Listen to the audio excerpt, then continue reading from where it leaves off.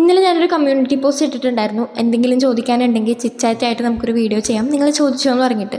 ശരിക്കും അതിട്ടതിൻ്റെ ഒരു ഉദ്ദേശം എന്ന് പറയുന്നത്, ഓൾറെഡി ഈ ഇടയായിട്ട് കുറച്ച് നിങ്ങൾ അറിയാത്ത കുറേ കാര്യങ്ങൾ ഇങ്ങനെ ചോദിക്കുന്നുണ്ട്.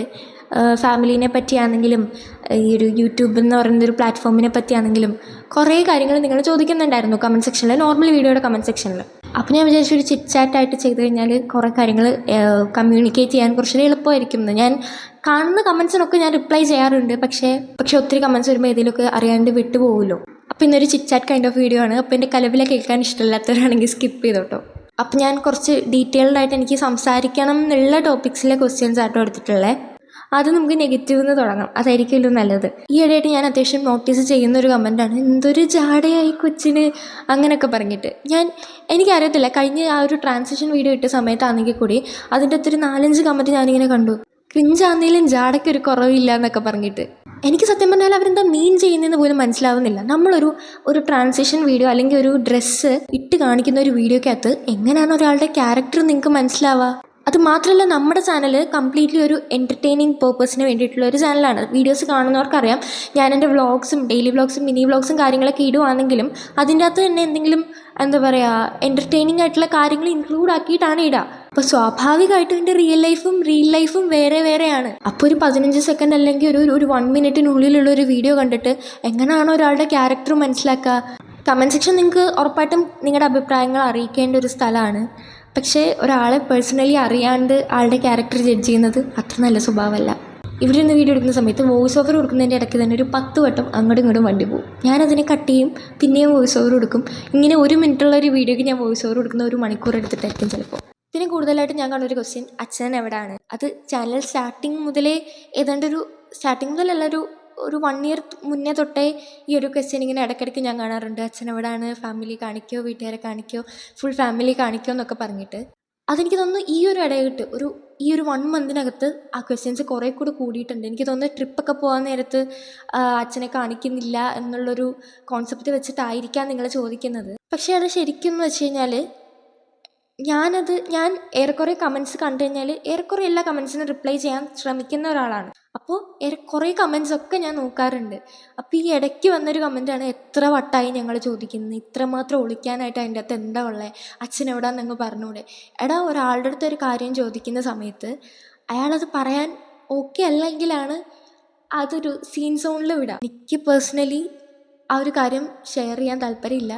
അല്ലെങ്കിൽ അച്ഛനങ്ങനെ സ്ക്രീനിൽ വന്ന് വീഡിയോസിൽ വരാനായിട്ട് അച്ഛന് താല്പര്യമില്ല. പിന്നെ ഒരു പരിധി വരെയുള്ള കാര്യങ്ങൾ എനിക്ക് ഷെയർ ചെയ്യാൻ പറ്റത്തില്ല. കാരണം സോഷ്യൽ മീഡിയ അങ്ങനെയാണ്. നമ്മളിപ്പോൾ ഒരു കാര്യം ഷെയർ ചെയ്യുന്ന സമയത്ത് നമ്മുടെ ഭാഗത്താണ് ന്യായം എങ്കിൽ കൂടി സോഷ്യൽ മീഡിയയിൽ പോർട്രേറ്റ് ചെയ്യുന്ന ഒരു കാര്യം എന്ന് വെച്ചിട്ടുണ്ടെങ്കിൽ നമ്മളെ നെഗറ്റീവായിട്ടായിരിക്കും. ഒത്തിരി ഫാമിലി വ്ളോഗേഴ്സിൻ്റെ കാര്യം നമുക്കറിയാമല്ലോ. അവരവരുടെ പോസിറ്റീവായിട്ട്, അതായത് അവരുടെ അവസ്ഥയാണ് ഷെയർ ചെയ്യുന്നതെങ്കിൽ കൂടി സോഷ്യൽ മീഡിയ അത് എടുത്തിട്ട് അങ്ങോട്ട് അവരെ എത്രത്തോളം പിച്ച് ചീന്തി ഓൾറെഡി ഹേർട്ടായിരിക്കുന്ന ഒരാളെ മാക്സിമം അങ്ങോട്ട് യൂട്ടിലൈസ് ചെയ്യും.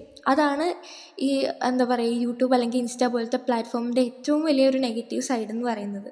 അത് മാത്രമല്ല, എൻ്റെ ലൈഫിലെ വൺ ഓഫ് ദി ഏറ്റവും വേഴ്സ്റ്റ് ആയിട്ടുള്ള സിറ്റുവേഷനിൽ കൂടെയാണ് ഞാനിപ്പോൾ കടന്നു പോയിക്കൊണ്ടിരിക്കുന്നത്. അതുകൊണ്ട് തന്നെ എനിക്കിപ്പോൾ ആ കാര്യങ്ങൾ പറഞ്ഞു കഴിഞ്ഞാൽ എനിക്ക് വീഡിയോ നല്ല രീതിക്ക് കംപ്ലീറ്റ് ചെയ്യാൻ പറ്റത്തില്ല.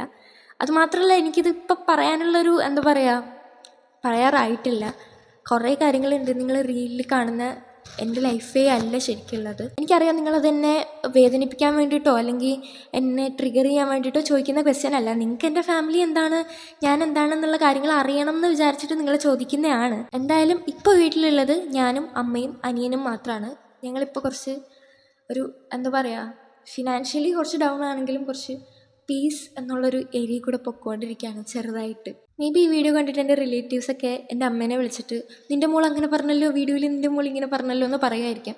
അങ്ങനെ വിളിക്കുന്നതിന് മുന്നേ നിങ്ങൾ ആലോചിക്കുക, പ്ലസ് ടുവിൻ്റെയും 10ൻ്റെയും മാർക്ക് വന്നപ്പോഴല്ലാണ്ട് ഒരു ദിവസമെങ്കിലും നിങ്ങൾ എന്നെ വിളിച്ചിട്ട്, അല്ലെങ്കിൽ ഞാൻ എൻ്റെ വീട്ടിലെ ഏറ്റവും മൂത്ത പേരക്കുട്ടിയാട്ടോ, എൻ്റെ ഫാമിലിയിൽ ഏറ്റവും മൂത്ത പേരക്കുട്ടിയാണ് അച്ഛൻ്റെ ഫാമിലിയിൽ. അപ്പോൾ നിങ്ങൾ ഒരു വട്ടമെങ്കിലും എന്നെ വിളിച്ചിട്ട്, നീ ഓക്കെ ആണോ, നിനക്കിപ്പം എന്തെങ്കിലും ഇഷ്യൂസ് ഉണ്ടോ എന്ന് ചോദിച്ച് നമുക്കൊരു പ്രശ്നം ഉണ്ടാകുമ്പോൾ നമുക്കൊരു പ്രശ്നം ഉണ്ടാകുന്ന സമയത്ത് നമുക്കൊരിക്കലും അതിൻ്റെ ഒരു സൊല്യൂഷനോ അല്ലെങ്കിൽ കുറേ പൈസയോ അല്ലെങ്കിൽ അങ്ങനത്തെ ഒരു കാര്യങ്ങളോ ആയിരിക്കില്ല നമുക്ക് വേണ്ടത്. ജസ്റ്റ് നമ്മളെ കേൾക്കാനായിട്ട് ഒരാൾ അല്ലെങ്കിൽ നമ്മളെ മനസ്സിലാക്കാനായിട്ട് ഒരാൾ ഓപ്പോസിറ്റ് ഉണ്ടെങ്കിൽ തന്നെ പകുതി പ്രശ്നങ്ങൾ നമ്മളവിടെ മറക്കും. അങ്ങനെ ഒരു വട്ടെങ്കിലും നിങ്ങൾ എന്നെ കേട്ടിട്ടുണ്ടെങ്കിൽ ധൈര്യമായിട്ട് നിങ്ങൾ വിളിച്ച് ചോദിച്ചോ എന്തിനാണ് ഞാൻ ഈ കാര്യങ്ങളൊക്കെ യൂട്യൂബിൽ വന്ന് പറഞ്ഞതെന്ന്. അതല്ല 10ൻ്റെയും +2ൻ്റെയും മാർക്ക് കേൾക്കാൻ വേണ്ടി മാത്രമാണ് നിങ്ങൾ എനിക്ക് മെസ്സേജ് അയച്ചത്, നിങ്ങൾ എന്നെ വിളിച്ചതെങ്കിൽ നിങ്ങൾക്ക് എന്നെ ഇപ്പോൾ വിളിച്ചിട്ട് ഞാനിപ്പോൾ ഇത് ഷെയർ ചെയ്ത് എന്തിനാണെന്ന് ചോദിക്കാനുള്ള റൈറ്റ് ഇല്ല. ദയവ് ചെയ്ത് വിളിക്കരുത്. ഞാൻ പറഞ്ഞ് എവിടേക്കോ എത്തിയിട്ടുണ്ട്. അപ്പോൾ എന്തായാലും ഫാമിലിയുടെ കാര്യം, ഞാനും അനിയനും അമ്മയുമാണിപ്പോൾ ഈ വീട്ടിലുള്ളത്. ബാക്കി കാര്യങ്ങൾ പിന്നീട് ഷെയർ ചെയ്യാം. പിന്നെ ഇപ്പോൾ ഏറെക്കുറെ എല്ലാവർക്കും ഉള്ളൊരു ഡൗട്ടാണ്, ഇപ്പോൾ എന്ത് ചെയ്യുക. എന്നോട് ഇടയ്ക്ക് ചോദിക്കുക 8ലാണോ 9ലാണോ 10ാം ക്ലാസ്സിൽ എക്സാം ആയില്ലേ പഠിക്കുന്നില്ലേ എന്നൊക്കെ. എടാ ഞാൻ +2 കഴിഞ്ഞതാണ്. അപ്പോൾ നെക്സ്റ്റ് ക്വസ്റ്റ്യൻ വരുന്നത് ഇപ്പോൾ എന്ത് ചെയ്യുക എന്നുള്ളതാണ്. അപ്പോൾ ഞാനങ്ങ് സ്റ്റക്കാവും. പിന്നെ എനിക്ക് എന്ത് പറയണമെന്ന് അറിയത്തില്ല. ഇതിപ്പോൾ ഇവിടെ പറയുന്ന സമയത്ത് മേ ബി നിങ്ങളെന്നെ കുറ്റപ്പെടുത്തിയേക്കാം. നിനക്ക് കുറച്ചുകൂടി നല്ല ഓപ്പർച്യൂണിറ്റീസ് ഉണ്ടായിരുന്നില്ലേ, നിനക്കത് ചെയ്തുകൂടെ എന്നുള്ള ചോദ്യങ്ങളൊക്കെ ഉണ്ടായേക്കാം. പക്ഷേ നമ്മളൊരു സിറ്റുവേഷനിൽ കൂടെ കടന്നു പോകുമ്പോൾ മാത്രമേ നമുക്കത് മനസ്സിലാവുള്ളൂ. എൻ്റെ അംബിഷൻ, എനിക്ക് ഈ ഫ്ലൈറ്റ് റിലേറ്റഡ് ആയിട്ടുള്ള കാര്യങ്ങൾ ഭയങ്കര ഇഷ്ടമാണ്. എനിക്ക് ഏവിയേഷൻ എന്ന് പറഞ്ഞ ഒരു ഫീൽഡ് തന്നെ ഭയങ്കര ഇഷ്ടമാണ്. അപ്പോൾ ഞാൻ എല്ലാവരോടും ഇത് പറയത്തില്ല, കാരണം ഒരു മിഡിൽ ക്ലാസ് ഫാമിലിയിലെ കുട്ടി ഒരു ഏവിയേഷൻ ഫീൽഡിലോട്ടൊക്കെ പോകണം എന്ന് പറയുമ്പം ഓൾറെഡി ആൾക്കാർക്കുള്ളൊരു പുച്ഛ മനോഭാവമുണ്ട്. അത് പേടിച്ചിട്ട് ഞാൻ എല്ലാവരോടും ഇത് പറഞ്ഞിട്ടില്ല. പക്ഷേ എൻ്റെ ഭയങ്കര ക്ലോസ് ആയിട്ടുള്ള കുറച്ച് ഫ്രണ്ട്സിനറിയാം എനിക്ക് അതിനോടൊരു ക്രേസ് ഉണ്ടായിരുന്നു എന്നുള്ളത്. അപ്പോൾ +2 ആയ സമയത്ത് തന്നെ ഞാനിങ്ങനെ സെർച്ച് ചെയ്തിട്ട് നെറ്റിലൊക്കെ സെർച്ച് ചെയ്തിട്ട് NDA, അതായത് ഡിഫൻസ് അക്കാഡമിയുടെ കാര്യങ്ങളൊക്കെ നോക്കിയിട്ട് അതുവഴി എങ്ങനെയും എയർഫോഴ്സ് കയറുക അങ്ങനത്തെ കാര്യങ്ങളൊക്കെ നോക്കുമായിരുന്നു. പക്ഷെ അതൊന്നും സെറ്റായില്ല. അപ്പോൾ എൻ്റെ മുന്നിലുള്ള ഒരു ഓപ്ഷൻ എന്ന് പറയുന്നത്, ഇപ്പോൾ മെയിനായിട്ടുള്ളൊരു ഡ്രീം മാറ്റി വെച്ചിട്ട് എൻ്റെ ഒരു സെക്കൻഡ് പ്രയോറിറ്റി അല്ലെങ്കിൽ എനിക്ക് ഇഷ്ടമുള്ള വേറൊരു ഫീൽഡ് ചൂസ് ചെയ്യാന്നുള്ളതായിരുന്നു. അങ്ങനെ ഞാൻ ചൂസ് ചെയ്തതായിരുന്നു മെഡിസിൻ. എനിക്ക് MBBS ഇഷ്ടമാണ്.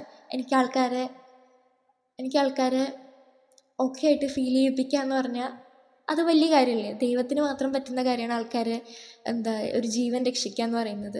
അങ്ങനെ ഞാൻ ഓർത്ത് വന്നപ്പോൾ നീറ്റ് ഒന്ന് ട്രൈ ചെയ്യാം. ഓക്കെ, അപ്പോൾ പുറത്തുനിന്ന് പറയുന്നവർക്ക് വേണമെങ്കിൽ പറയാം, നീറ്റൊക്കെ നമ്മൾ വീട്ടിലിരുന്ന് സെൽഫ് കോച്ചിങ്, ഞാൻ കേട്ടിട്ടുണ്ട് കേട്ടോ. എന്നോട് ഡയറക്റ്റായിട്ട് ആൾക്കാർ വന്ന് പറഞ്ഞിട്ടുണ്ട്, സെൽഫ് കോച്ചിങ് ചെയ്ത് പഠിക്കുന്ന എത്ര കുട്ടികളാണ് ദൈവം ഉള്ളത്. നമ്മൾ നീറ്റ് പഠിക്കുന്ന സമയത്ത് കേൾക്കാൻ പാടില്ലാത്തത് മാത്രമേ കേൾക്കുള്ളൂ എന്നുള്ളതാണ് എൻ്റെ സത്യം. ഞാൻ അങ്ങോട്ട് തിരിഞ്ഞു കഴിഞ്ഞാൽ നീറ്റൊക്കെ കിട്ടാനൊക്കെ പ്രശ്നം കേട്ടോ. 6-7 വർഷമൊക്കെ എഴുതി നിൽക്കുന്ന പിള്ളേരുണ്ട്. ഒരു സൈഡിലാണെങ്കിൽ കോച്ചിങ്ങൊക്കെ എന്തിനാണ്, കോച്ചിങ്ങിൻ്റെ ഒരു ആവശ്യവുമില്ല. സെൽഫ് കോച്ചിങ് വെച്ച് യൂട്യൂബൊക്കെ വെച്ച് പഠിക്കുന്ന എത്ര ഡോക്ടർമാരുണ്ട് എന്നറിയോ. എൻ്റെ പൊന്നങ്കിള് അല്ലെങ്കിൽ ആൻറ്റി, അവരുടെ അത്ര ബുദ്ധിയൊന്നും നിങ്ങൾ എന്നിൽ നിന്ന് പ്രതീക്ഷിക്കാവുന്നതിൽ ഒരു പരിധിയൊക്കെ ഇല്ലയോടെ.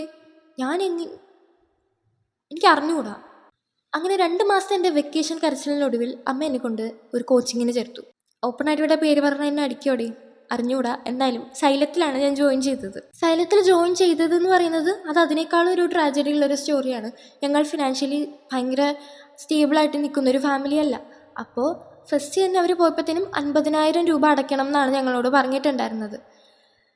ഞാൻ അന്നേ കരഞ്ഞ് വിളിച്ച് അമ്മയുടെ അമ്മ എനിക്കതില്ല, എന്ത് പറ്റത്തില്ല എന്നൊക്കെ പറഞ്ഞിട്ട് ഞാൻ എന്ത് ചെയ്ത് ജോയിനായി. അതെങ്ങനെയാണ് ജോയിനാന്ന് വെച്ചിട്ടുണ്ടെങ്കിൽ ഞാൻ ഓപ്പണായിട്ട് പറയാം, ഗൂഗിൾ പേന്ന് അമ്മേനെ കൊണ്ട് ലോൺ എടുപ്പിച്ചിട്ടാണ് ആ 40,000 രൂപ വെച്ച് ഞാൻ ജോയിൻ ആവുന്നത് സൈലത്തിൽ. അങ്ങനെ ജോയിനായി. ഞാൻ ബസ്സിനാട്ടോ പോയിട്ട് വരുന്നത്. വീട്ടിൽ നിന്ന് രാവിലെ 7-8 മണിയാകുമ്പോൾ ഞാൻ ഇറങ്ങുമായിരുന്നു. ബസ്സിനാണ്. സ്റ്റാച്യൂവിലായിരുന്നു എനിക്ക് കിട്ടിയിട്ടുണ്ടായിരുന്ന സെൻറ്റർ. അപ്പോൾ പോയി വരുന്നൊരു സംവിധാനമാണ്. ഹോസ്റ്റൽ ഞാൻ സെലക്ട് ചെയ്തില്ല, കാരണം അതിൻ്റെയും കൂടെ പൈസ അടയ്ക്കാനായിട്ട് നമ്മുടെ കയ്യിലില്ല. അങ്ങനെ പോയിക്കൊണ്ടിരിക്കുകയാണ്. ഒരു 2 മാസം ആയപ്പോഴത്തേനും അവർ പറഞ്ഞു തുടങ്ങി ബാക്കിയുള്ള പൈസ 10,000 രൂപ 20,000 രൂപയും എങ്ങാണ്ട്. അവിടെ പഠിച്ചത് അത്യാവശ്യം എല്ലാവരും ഫിനാൻഷ്യലി സ്റ്റേബിളായിട്ടുള്ള പിള്ളേരായിരുന്നു കേട്ടോ. അത് അങ്ങനെ ഭയങ്കര ഫിനാൻഷ്യലി ഓക്കെ ആയതുകൊണ്ടാണോ ഇല്ല അവരും ഇങ്ങനെ ലോൺ എന്തെങ്കിലും എടുത്തിട്ടാണോ എന്നൊന്നും എനിക്കറിയത്തില്ല. പക്ഷേ അവർ ഫീസൊക്കെ എല്ലാവരും ഓൾറെഡി അടച്ചിട്ടുണ്ടായിരുന്നു. എന്നെപ്പോലെ ഒരു 2-3 പിള്ളേർ മാത്രമേ ഇങ്ങനെ ഫീസ് അടയ്ക്കാണ്ട് മാറി നിന്നിട്ടുള്ളൂ. ഏതാണ്ട് പിന്നെയും 40,000 രൂപ എങ്ങാണ്ട് അടയ്ക്കണം എന്നാണ് ആ സമയത്ത് പറഞ്ഞിട്ടുണ്ടായിരുന്നത്. അങ്ങനെ ഫീസ് ചോദിച്ച് തുടങ്ങിയത് പിന്നെ എനിക്ക് ക്ലാസ്സിന് പോകാൻ പറ്റാണ്ടായി. അപ്പോൾ എനിക്ക് ഏതാണ്ട് 2-3 മാസത്തെ കോച്ചിങ് മാത്രമേ ഓൾറെഡി കിട്ടിയിട്ടുള്ളൂ. പിന്നെ പോകാൻ പറ്റത്തില്ലല്ലോ, അവർ ഫീസ് വയ്ക്കത്തില്ലേ. അങ്ങനെ ഞാൻ വീട്ടിലിരിക്കാൻ തുടങ്ങി.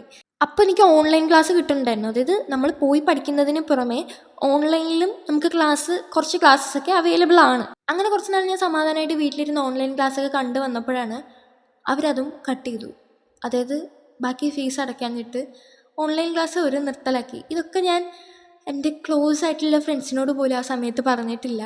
കാരണം ഫീസ് അടയ്ക്കാത്തത് കൊണ്ട് നീ പഠിക്കുന്നില്ലല്ലോ എന്നുള്ളൊരു സിമ്പതി എനിക്ക് അവിടെ വേണ്ടായിരുന്നു. അപ്പോൾ ഇതൊരാളോട് ഞാൻ പറഞ്ഞിട്ടില്ല.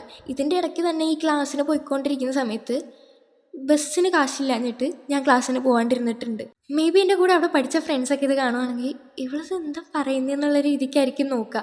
കാരണം അവിടെ ഞാൻ ഈ കാര്യങ്ങളൊന്നും ആരോടും ഷെയർ ചെയ്തിട്ടില്ല. പോയി ഒരു മൂലയ്ക്ക് ഇരിക്കുക, ക്ലാസ് കാണുക, തിരിച്ചു വരാം. ഇതായിരുന്നു എൻ്റെ ഡെയിലി റൊട്ടീൻ. നിങ്ങൾ ആലോചിക്കണം, ഞങ്ങൾ 3 പേരുണ്ട്. ഞാൻ, അമ്മ, അനിയനുണ്ട്. വീടാണെങ്കിൽ റെൻറ്റിനാണ്. വീട്ടിൽ ചിലവുകളുണ്ട്. എന്നെ പഠിപ്പിക്കാൻ വേണ്ടിയിട്ട് ഈ എടുത്ത ലോൺ അമ്മ, എനിക്ക് തോന്നുന്നു 3500 രൂപയും കണ്ടാണ് അടവ്. ഇത്രയും അമ്മ അടയ്ക്കുന്നുണ്ട്. അപ്പോൾ വീട്ടു ചിലവിന് വെച്ചേക്കുന്ന പൈസ എടുത്ത് അമ്മ ലോൺ അടയ്ക്കും. അപ്പോൾ വീട്ടു ചിലവിന് കാശ് ഉണ്ടാവാറില്ല മിക്കവാറും. അപ്പോൾ ഞാൻ ക്ലാസ്സിന് പോകുന്ന സമയത്ത് നമുക്ക് ഏറ്റവും എളുപ്പം എന്ന് പറയുന്നത് കുറച്ച് അരിയും ഉഴുന്നും മേടിച്ചിട്ട് അരച്ച് വെച്ച് കഴിഞ്ഞാൽ നമുക്ക് ദോശ ഉണ്ടാക്കാനാണ് ഏറ്റവും എളുപ്പം. ഞാൻ രാവിലെ ദോശ ഉണ്ടാക്കി കഴിച്ചിട്ട് പോവും. ഉച്ചയ്ക്ക് ദോശ ആയിരിക്കും അവിടെ കൊണ്ടുപോവുക. അപ്പോൾ അവിടെയുള്ള പിള്ളേർക്ക് ഇതൊന്നും മനസ്സിലാകത്തില്ലല്ലോ. അവർ മറ്റേ ഫ്രൈഡ് റൈസ്, അങ്ങനെ ഷവർമ കാര്യങ്ങളൊക്കെ അവരിങ്ങനെ എന്താ ഫ്രണ്ട്സായിട്ടൊക്കെ പുറത്ത് പോയി കഴിക്കുക. അങ്ങനത്തെ കുറച്ച് എന്താ പറയുക, നമ്മൾ എന്താ പറയുക, കുറച്ച് റിച്ച് ആയിട്ടുള്ള പാർട്ടീസാണ് ഇവരിങ്ങനെ. എന്നോട് ചോദിക്കാറുണ്ട്, നീ എന്താ ഡെയിലി ദോശ കൊണ്ടുവരുന്നത്? അപ്പോൾ ഞാൻ പറഞ്ഞു, എനിക്ക് ദോശ ഇഷ്ടമാണ്, എനിക്ക് എൻ്റെ ഒരു കംഫർട്ട് സോണാണ് ഈ ദോശ എന്ന് പറഞ്ഞിട്ട് ഞാനിവരോട് പറയുമായിരുന്നു. അങ്ങനെ എൻ്റെ ഓൺലൈൻ ക്ലാസ്സും കട്ടായി, ഓഫ്ലൈൻ ക്ലാസ്സും കട്ടായി. ഞാൻ ആകെപ്പാടെ മറ്റേ പോയി, എല്ലാം കയ്യിൽ നിന്ന് പോയി, അങ്ങനത്തെ അവസ്ഥയായി. ഞാൻ വീട്ടിലിരുന്ന് കറങ്ങിയിട്ടുണ്ട്, സത്യമായിട്ട് ഞാൻ കറങ്ങിയിട്ടുണ്ട്. അപ്പോഴും എനിക്കും അമ്മയ്ക്കും അല്ലാണ്ട് ഈ കാര്യങ്ങളൊന്നും അങ്ങനെ ഭയങ്കര ക്ലോസ് ആയിട്ടുള്ള ആൾക്കാർക്ക് പോലും, എൻ്റെ കേട്ടോ, അമ്മയുടെ 2-3 ക്ലോസ് ഫ്രണ്ട്സിനൊക്കെ അറിയാം ഞാനിങ്ങനെ ക്യാഷ് ഇല്ലാത്തത് കൊണ്ടാണ് വീട്ടിൽ നിൽക്കുന്നതെന്ന്. ബാക്കി എൻ്റെ ഫ്രണ്ട്സിനോടൊക്കെ ഞാൻ പറഞ്ഞിട്ടുണ്ടായിരുന്നത് എനിക്ക് യൂട്യൂബ് കുറച്ചുകൂടി സീരിയസ് ആയിട്ട് എടുക്കണം, എനിക്ക് ഷൂട്ടുണ്ട്, അങ്ങനെയൊക്കെ ഞാൻ ഇവരോട് പറയുന്നത്. അങ്ങനെ 40,000 രൂപ ലോൺ എടുത്തതിൻ്റെ പേരിൽ മര്യാദയ്ക്ക് പൊയ്ക്കൊണ്ടിരുന്ന ലൈഫ് കുറേ കൂടി, അതായത് ഫുഡെങ്കിലും കിട്ടി പൊയ്ക്കൊണ്ടിരുന്ന ലൈഫ് ഭയങ്കര ഡൗണായി. അങ്ങനെ മെയ് മാസമായി. മെയ് 5-നാണ് ഞങ്ങൾക്ക് ഇപ്രാവശ്യം നീറ്റ് എക്സാം ഉണ്ടായിരുന്നത്. എൻ്റെ ഭാഗ്യം കൊണ്ടാണെന്നൊന്നും അറിയാൻ പാടില്ല, കുറേ വർഷത്തിന് ശേഷമുള്ള ഏറ്റവും ടഫസ്റ്റ് ആയിട്ടുള്ള നീറ്റ് എക്സാം ആയിരുന്നു അത്. കംപ്ലീറ്റ്ലി കോച്ചിങ്ങിന് പോയി പഠിച്ച പിള്ളേർക്ക്, അതായത് രാവും പകലും ഇല്ലാണ്ട് പഠിച്ച പിള്ളേർക്ക് പോലും ഇപ്രാവശ്യം കിട്ടിയില്ല സീറ്റ്. സ്വാഭാവികമായിട്ടും എന്നെ ചൊറിയാൻ നോക്കിയിരുന്ന ചുറ്റും നിന്ന് മറ്റേ പറഞ്ഞില്ലേ, നിനക്കത് കിട്ടാൻ പോണില്ല എന്ന് പറഞ്ഞ ടീംസ് ഒറ്റ സ്വരത്തിൽ പറഞ്ഞു, അന്നേ ഞങ്ങൾ പറഞ്ഞതല്ലേ പണിക്ക് നിൽക്കണ്ടെന്ന്. ഇപ്പം എന്തായി? യൂട്യൂബ് എനിക്കൊരിക്കലും കയ്യിൽ നിന്ന് വിട്ട് കളയാൻ താല്പര്യമില്ല. കാരണം എനിക്ക് ഫസ്റ്റായിട്ട് എന്തെങ്കിലും ഒരു ഏർണിങ്സ് കിട്ടിയത് യൂട്യൂബിൽ നിന്നാണ്. അപ്പോൾ പിന്നെ എന്തെന്ന് ചോദിക്കുന്നത്, അതിപ്പം കമൻറ്റ് സെക്ഷനിലാണെങ്കിലും വീട്ടിലാണെങ്കിലും ഒക്കെ എന്ത് ചെയ്യുന്നു എന്ന് പറയുമ്പോഴത്തേനും അമ്മയ്ക്ക് മുന്നേ പറയാനൊരു ആൻസർ ഉണ്ടായിരുന്നു, നീറ്റിന് പ്രിപ്പയർ ചെയ്യുന്നു എന്ന്.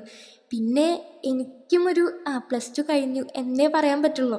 അതുതന്നെയാണ് ഞാൻ ഈ കമൻറ്റിലും പറഞ്ഞുകൊണ്ടിരിക്കുന്നത്, +2 കഴിഞ്ഞു കേട്ടോ. പിന്നീട് ഒരു റിപ്പീറ്റിന് പോവുകയാണെങ്കിൽ എനിക്ക് തോന്നുന്നു എൻ്റെ കിഡ്നി എന്തെങ്കിലും കൊണ്ട് വെക്കേണ്ടി വരും. അതിനെനിക്ക് തീരെ താല്പര്യം കൊണ്ട് ഞാൻ വിചാരിച്ചു, ഓക്കെ, റിപ്പീറ്റ് എനിക്ക് വേണ്ട. ഇനി എന്ത് എന്നുള്ളൊരു ക്വസ്റ്റ്യന് എനിക്ക് അപ്പോഴും ആൻസർ ഉണ്ടായിരുന്നില്ല. കാരണം ഒന്ന്, നമുക്ക് ഈ നഴ്സിംഗ് പോലത്തെ എല്ലാവരും പറയും നഴ്സിങ്ങിന് പോവും, അതിന് പോവും, ഇതിന് പോവും, ചോദിക്കണ ഫീസ് അറിയുമോ? നമ്മളിപ്പം മാർക്ക് ഉണ്ടെങ്കിൽ കൂടി ഇതിനൊക്കെ അഡ്മിഷൻ കിട്ടാനായിട്ട് ഫീസ് കൊടുക്കണം. അങ്ങനെ ഞാൻ വിചാരിച്ചു, എന്നാൽ പിന്നെ ഏവിയേഷൻ തന്നെ നോക്കാം, എനിക്ക് ഇഷ്ടമുള്ള ഫീൽഡാണല്ലോ അത്. എന്തോ അവരുടെ എന്താ, എനിക്ക് പേഴ്സണലി കുറച്ച് താല്പര്യമുള്ള ഒരു ഏരിയ ആണ്. അപ്പോൾ ഞാൻ വിചാരിച്ചു, എന്നാൽ പിന്നെ ഏവിയേഷൻ തന്നെ നോക്കാം എന്നുള്ളത്. അപ്പോൾ നമുക്ക് +2 കഴിഞ്ഞാൽ direct cabin crew interviews attend ചെയ്യാൻ പറ്റും. പക്ഷേ നമുക്കൊരു ഉറപ്പ് എന്നുള്ള രീതിക്ക് ഒരു ഡിഗ്രി വേണമല്ലോ. അങ്ങനെ ഞാൻ ഓർത്തു, എനിക്ക് BBA ഏവിയേഷൻ എടുത്താൽ കൊള്ളാമെന്നുണ്ട്. ട്രിവാൻഡ്രത്ത് BBA ഏവിയേഷൻ എന്നുള്ള കോഴ്സ് ഓഫർ ചെയ്യുന്ന കോളേജസ് ഇല്ല. പ്രൈവറ്റ് ആയിട്ടുള്ള ഇൻസ്റ്റിറ്റ്യൂട്ട്സ് മാത്രമേ നമുക്ക് ട്രിവാൻഡ്രത്ത് അവൈലബിൾ ആയിട്ടുള്ളൂ. പിന്നീട് എനിക്ക് ആകെയുള്ള ഓപ്ഷൻ എന്ന് പറഞ്ഞാൽ എങ്ങോട്ടേലും മാറുക. അപ്പം എറണാകുളത്തൊക്കെ കോളേജസ് ഉണ്ട്. പക്ഷെ ഞാനിപ്പോൾ മാറുകയാണെങ്കിൽ ഹോസ്റ്റൽ ഫീ, ആദ്യത്തെ ഫീസ് 50,000 രൂപ അടയ്ക്കാണ്ട് ഒരു കോളേജിലും അങ്ങോട്ട് കയറ്റത്തില്ല. അത് മുഴുവനായിട്ടും ഇപ്പോൾ ഈ ഒരു സിറ്റുവേഷനിൽ അഫോർഡ് ചെയ്യാൻ എന്നെക്കൊണ്ട് പറ്റത്തില്ല. അമ്മേനെ ബുദ്ധിമുട്ടിക്കുന്നതിലും ഒരു പരിധിയുണ്ട്. അങ്ങനെ ഞാൻ കോഴ്സിൻ്റെ കാര്യങ്ങളും ഡീറ്റെയിൽസും മുഴുവൻ നോക്കി വെച്ചിട്ട് അഡ്മിഷൻ്റെ ഏറെക്കുറെ ഓക്കെ ആയിട്ട് ഞാൻ പിന്നെ പോയിട്ടുണ്ടായിരുന്നില്ല. അപ്പോൾ നിങ്ങൾ ചോദിക്കും, എഡ്യൂക്കേഷൻ ലോൺ എടുത്തുകൂടെ? ഇതൊക്കെ ഗവൺമെൻറ് നമുക്ക് വേണ്ടിയല്ലേ വെച്ചേക്കണേന്ന്. എഡ്യൂക്കേഷൻ ലോൺ അല്ലെങ്കിൽ എന്തെങ്കിലും ഒരു ലോൺ എന്ന് പറഞ്ഞിട്ട് ബാങ്കിൽ കയറി ഇറങ്ങുമ്പോഴേ നമുക്കറിയുള്ളൂ, നമുക്കൊരു പട്ടിയുടെ വില പോലും തരൂല. എഡ്യൂക്കേഷൻ ലോൺ സെറ്റാവാത്തത് കൊണ്ട് ഈ വർഷം എനിക്ക് BBAക്ക് അഡ്മിഷൻ എടുക്കാൻ പറ്റിയില്ല. അപ്പോൾ നിങ്ങൾ എന്നോട് ചോദിക്കും, എന്തുകൊണ്ട് ഡിഗ്രി നോക്കിയില്ല, നോർമൽ ഡിഗ്രി, ഇവിടെയുള്ള ഡിഗ്രി നോക്കിയില്ല? എനിക്കങ്ങനെ ഓരോരുത്തർക്കും ഓരോ ഇഷ്ടമല്ലേ. എനിക്കങ്ങനെ നോർമലി ഒരു എന്താ പറയുക എൻജോയ്മെൻറ്റിന് വേണ്ടിയിട്ട് കോളേജിൽ കയറണം എന്നുള്ളൊരു ആഗ്രഹമില്ല. എനിക്ക് വേണമെങ്കിൽ ഏതെങ്കിലും ഒരു സബ്ജക്റ്റ് എടുത്തിട്ട് ഇപ്പോൾ കെമിസ്ട്രിയോ ബയോളജിയോ എന്തെങ്കിലും എനിക്ക് ഇൻട്രസ്റ്റ് ഉള്ള സബ്ജക്റ്റ് എടുത്തിട്ട് വേണമെങ്കിൽ ജസ്റ്റ് ഒരു ഡിഗ്രി മേടിക്കാം. പക്ഷെ ജോബ് ഓറിയൻറ്റഡ് ആയിട്ട് പഠിക്കണം എന്നാണ് എൻ്റെ ആഗ്രഹം. ഇഷ്ടമില്ലാത്തൊരു കാര്യത്തിന് പോയി കഷ്ടപ്പെട്ട് പഠിക്കുന്നതിനേക്കാളും ഇച്ചിരി ലേറ്റ് ആയിട്ടാണെങ്കിലും ഇഷ്ടമുള്ളത് പഠിക്കുന്നതല്ലേ നല്ലത്. അങ്ങനെയാണ് ഞാൻ കുറച്ച് ദിവസം യൂട്യൂബ് കുറച്ചുകൂടി സീരിയസ് ആക്കി എടുത്തിട്ട് എന്തെങ്കിലും ചെയ്യാം എന്നുള്ളൊരു ഫൈനൽ കൺക്ലൂഷനിൽ എത്തിയത്. അപ്പോൾ ഇപ്പോൾ എന്താ ചെയ്യുന്നതെന്ന് ചോദിച്ചിട്ടുണ്ടെങ്കിൽ ഇപ്പോൾ യൂട്യൂബ്, ഇൻസ്റ്റാഗ്രാം തന്നെയാണ് ഫോക്കസ് ചെയ്യുന്നത്. വേറൊന്നും തൽക്കാലം ചെയ്യുന്നില്ല. ഹോപ്പ്ഫുള്ളി നെക്സ്റ്റ് ഇയർ ജോയിൻ ആവും. പിന്നെ പേഴ്സണൽ ലൈഫിൻ്റെ കാര്യം പറയുമെന്ന് ചോദിച്ചിട്ടുണ്ടായിരുന്നു. കംപ്ലീറ്റ് ആയിട്ട് പറയാൻ പറ്റില്ലെങ്കിലും കുറച്ച് കാര്യങ്ങളൊക്കെ ഞാൻ പറയാം. ഒന്ന്, നിങ്ങൾ ഈ റീൽസിൽ കാണുന്ന അത്ര ഭയങ്കര, ഞാൻ ഇടയ്ക്കൊരു കമൻറ്റ് കണ്ടായിരുന്നു, ചേച്ചിയൊക്കെ എന്ത് ലക്കിയാണ്, ചേച്ചിയുടെ ലൈഫ് പോലെയൊക്കെ ഒരു ലൈഫ് കിട്ടിക്കഴിഞ്ഞാൽ. വേണ്ട. നിങ്ങൾ സോഷ്യൽ മീഡിയയിൽ കാണുന്ന ആരാന്നേലും, ഏതൊരു ഇൻഫ്ലുവൻസർ ആണെങ്കിലും അവരുടെ ഒരു പോസിറ്റീവ് സൈഡ്, അല്ലെങ്കിൽ അവർ മേ ബി കരഞ്ഞുകൊണ്ടായിരിക്കും വീഡിയോ എടുക്കുന്നത്, കരഞ്ഞ് കഴിഞ്ഞിട്ട് ഇങ്ങനെ തുടച്ചിട്ട് ചിരിച്ചിട്ടൊക്കെ വീഡിയോ എടുക്കുന്ന പാർട്ടീസാണ്. അത് കാര്യം എന്താണെന്ന് വെച്ച് കഴിഞ്ഞാൽ നമ്മൾ സോഷ്യൽ മീഡിയയിൽ നമ്മുടെ ഒരു വീക്കായിട്ടുള്ളൊരു സൈഡ് കാണിച്ചു കഴിഞ്ഞാൽ ആൾക്കാർ നമ്മളെ കുത്തി നോവിക്കാൻ വേണ്ടിയിട്ട് തുടങ്ങും. അതുകൊണ്ടാണ് മെയിനായിട്ട് ആരും അവരുടെ പേഴ്സണൽ ലൈഫിൽ എന്താ പറയുക, അവർ സ്ട്രഗിൾ ചെയ്ത കാര്യങ്ങളൊക്കെ ആ ഒരു ഫേസ് കഴിയുന്നത് വരെ ഷെയർ ചെയ്യാത്തത്. നമ്മൾ വന്നിരുന്ന് കരഞ്ഞൊരു കാര്യം പറയുന്ന സമയത്ത് ആൾക്കാരെന്താ വിചാരിക്കാന്ന് വെച്ചിട്ടുണ്ടെങ്കിൽ, സിമ്പതി കിട്ടാൻ വേണ്ടിയിട്ട്, നാട്ടുകാരുടെ ഇഷ്ടം പിടിച്ച് പറ്റാൻ വേണ്ടിയിട്ട് ചെയ്യുക എന്നേ അവർ പറയത്തുള്ളൂ. പേഴ്സണൽ ലൈഫിൻ്റെ കാര്യം ചോദിക്കുകയാണെങ്കിൽ ഇപ്പോൾ ഈ പറഞ്ഞ സ്റ്റേജസില്ലേ, ഈ ഒരു ലാസ്റ്റ് സ്റ്റേജിലാണ് ഇപ്പോൾ ഉള്ളത്. നെക്സ്റ്റ് ഇയർ കോളേജ് ജോയിൻ ആവാം എന്നുള്ള ഒരു രീതിക്കാണ് ഇപ്പോൾ വരെ ഉള്ളത്. ഞാൻ പറയട്ടെ, +2ൻ്റെ മാർക്കിന് ഒരു വിലയില്ല. അതായത് എൻ്റെ കൂടെ പഠിച്ച നല്ല മാർക്ക് കുറവുള്ള കുട്ടികളൊക്കെ പൈസ കൊടുത്ത് അഡ്മിഷൻ എടുത്തു, അവർ പഠിക്കാൻ കയറി. അപ്പം മാർക്കിലല്ല കാര്യം, ഫിനാൻഷ്യൽ സ്റ്റെബിലിറ്റിയിലാണ് കാര്യം. നിങ്ങളുടെ വീട്ടുകാർ റിച്ച് ആണോ, നിങ്ങൾക്ക് പഠിക്കാം, ഇല്ലേ നിങ്ങൾ പഠിക്കണ്ട. അതാണ് ഇവിടുത്തെ ഗവൺമെൻറ് പറയുന്നത്. എനിക്കെന്താ പറയേണ്ടതെന്നൊന്നും അറിയില്ല. പേഴ്സണൽ ലൈഫിൽ പിന്നെ ആകെപ്പാടുള്ള സന്തോഷം, സമാധാനം എന്ന് പറയുന്നത് കുറച്ച് മനുഷ്യന്മാരാണ്.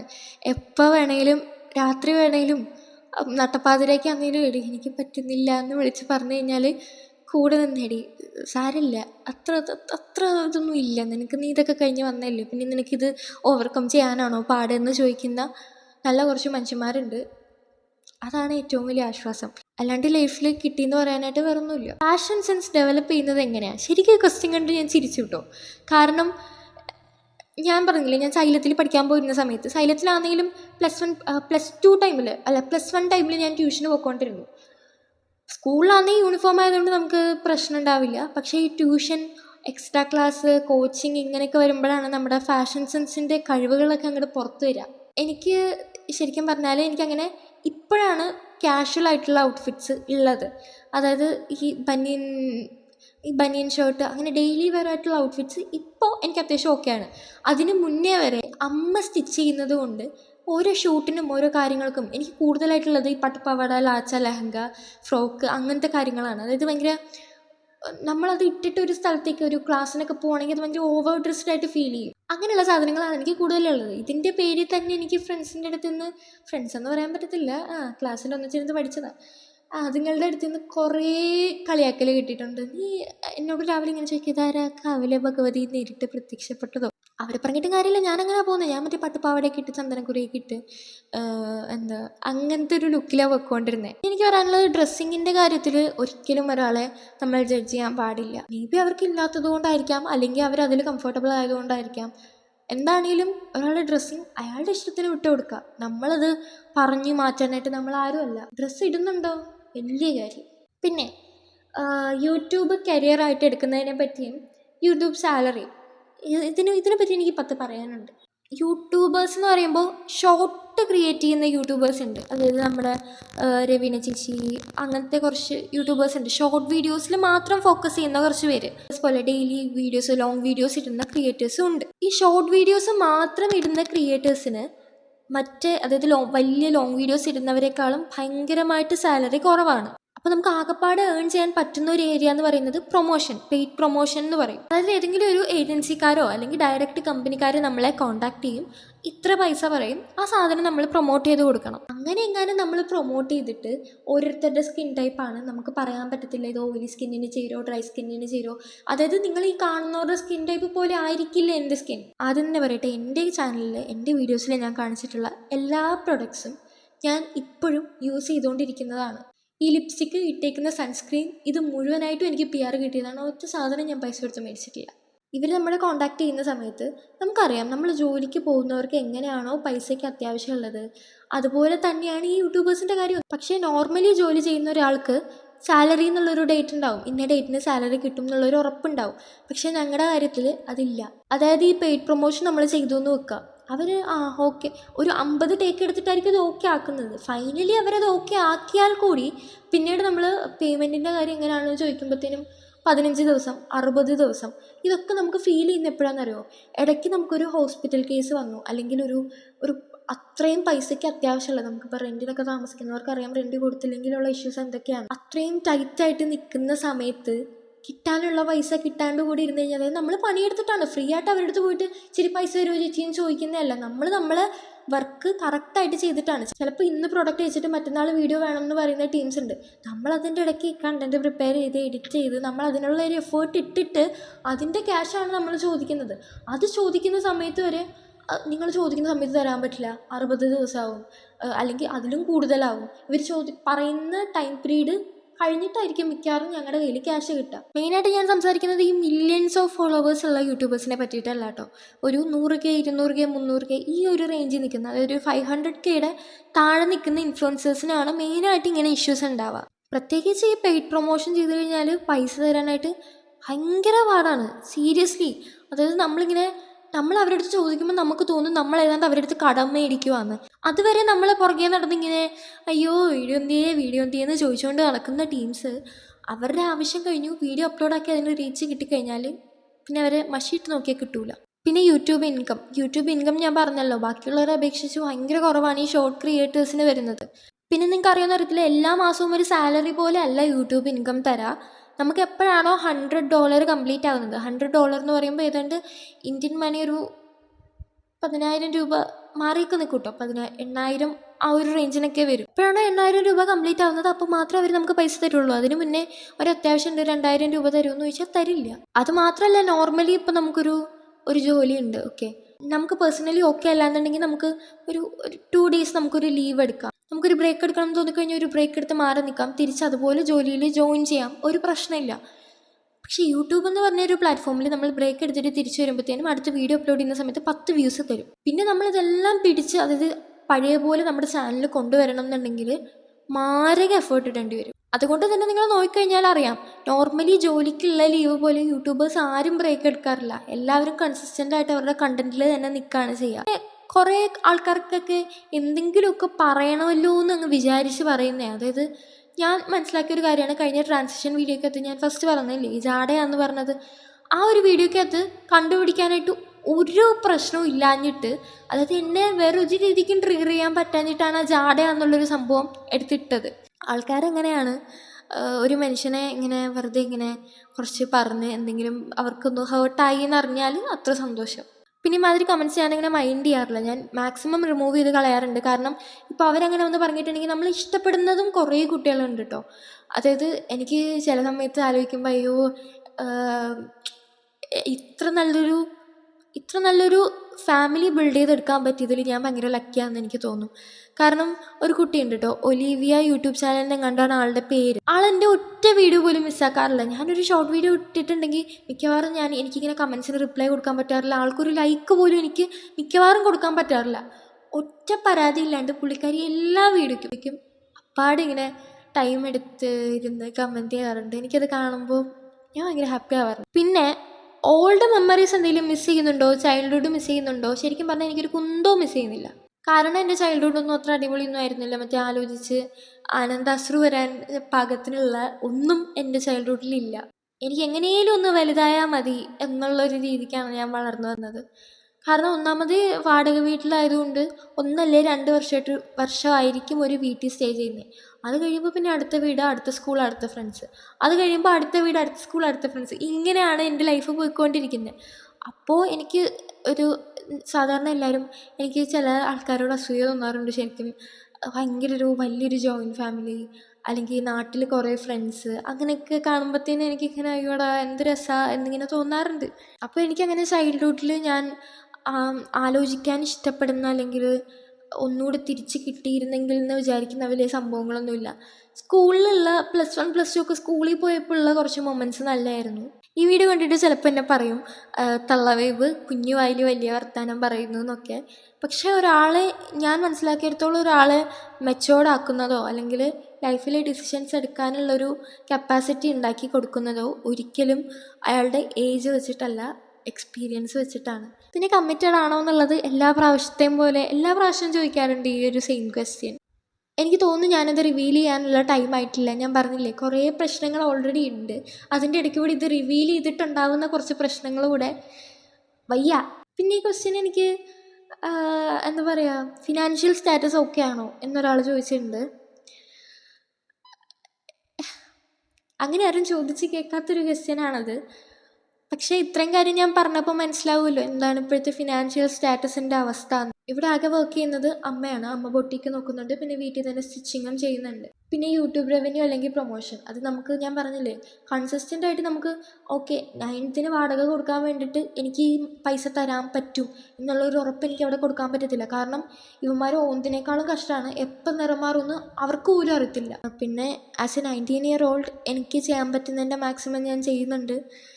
പക്ഷെ സ്റ്റിൽ എവിടെയും എത്തുന്നില്ല എന്നൊരു എന്താ പറയുക കൺസേൺ ഉണ്ട്. ഫിനാൻഷ്യൽ സ്റ്റാറ്റസ് ഇപ്പം അത്ര ഓക്കെ അല്ലെങ്കിലും മേ ബി എല്ലാം കുറച്ചുകൂടെ കഴിയുമ്പോൾ അങ്ങ് ഓക്കെ ആവുമായിരിക്കും. ആ ഹോപ്പിലാണല്ലോ എല്ലാവരും ജീവിക്കുന്നത്. അതുപോലെ തന്നെ വീട്ടിലെ ആൾക്കാരെ പരിചയപ്പെടുത്തുമെന്ന് ചോദിച്ചിട്ടുണ്ടായിരുന്നു. നിങ്ങൾ ഈ വീഡിയോയിൽ കാണുന്ന ഞാൻ, അമ്മ, അനിയൻ, ഞങ്ങൾ 3 പേരാണ് ഈ വീട്ടിലുള്ളത്. അപ്പോൾ അമ്മേനെയും അനിയനെയും എന്നെയും പരിചയപ്പെടുത്താനായിട്ടൊന്നും ഇല്ലല്ലോ, നിങ്ങൾ എല്ലാ വീഡിയോസിലും കാണുന്നില്ലേ. അങ്ങനെ ഞങ്ങൾ 3 പേര് മാത്രമേ ഉള്ളൂ. പിന്നെ അനിയനെ ഇപ്പം എന്താ വീഡിയോസിൽ കൊണ്ടുവരാത്തത്, അനിയൻ വരുന്നില്ലല്ലോ എന്നൊക്കെ ചോദിക്കുന്നുണ്ട്. ഇപ്പോൾ 12 മണിയായി, ഇപ്പോഴാണ് പുള്ളി എഴുന്നേറ്റത്. ഓരോ ദിവസം ഓരോ മൂഡിലായിരിക്കും എണീറ്റ് വരാം. ചില ദിവസം ഓക്കെ ആയിരിക്കും, ചില ദിവസം അവന് ഷൂട്ട് ചെയ്യാൻ മൂഡ് ഉണ്ടാവില്ല. അതുകൊണ്ട് തന്നെ ഞാൻ സ്ക്രിപ്റ്റ് എഴുതുന്ന സമയത്ത് എനിക്ക് തിരുത്തി എഴുതാൻ വയ്യാത്തതുകൊണ്ട് ഞാൻ അവനെ ഇൻക്ലൂഡ് ചെയ്യാണ്ടാണ് എഴുതാറ്. പിന്നെ അവനായിട്ട് ഇങ്ങോട്ട് വന്നിട്ട് ഓക്കെ ആണ്, അവൻ വരാം എന്ന് പറഞ്ഞു കഴിഞ്ഞാൽ അവനെ ഇൻക്ലൂഡ് ചെയ്യും. അല്ലാണ്ട് അവനെ ഫോഴ്സ് ചെയ്ത് കൊണ്ടുവരാനായിട്ട് പറ്റത്തില്ലല്ലോ. നേരം കണ്ടിരുന്ന എൻ്റെ കലബില സഹിച്ച എല്ലാ മഹാജനങ്ങൾക്കും നന്ദി അറിയിക്കുന്നു. മൈക്ക് നേരെ കണക്റ്റ് ആയിട്ടുണ്ടെന്ന് തമ്പുരാനറിയാം. അപ്പോൾ അത്രയൊക്കെ ഉള്ളൂ. നമുക്ക് പിന്നീട് കാണാം. എന്തെങ്കിലും ഉണ്ടെങ്കിൽ കമൻസിൽ പറയട്ടെ. ടാറ്റാ.